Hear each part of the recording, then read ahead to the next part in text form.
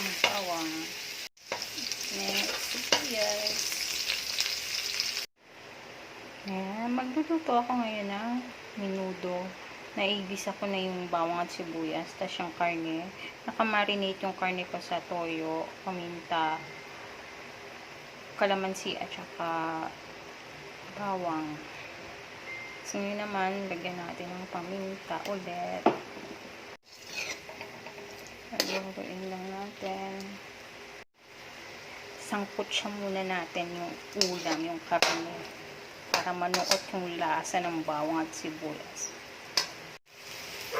Yan, ngayon lagyan natin ng tomato paste. Tomato paste ang gamit ko. Then mag-add tayo ng tubig konti, ayan, kasi maiiga na siya. Saluin natin.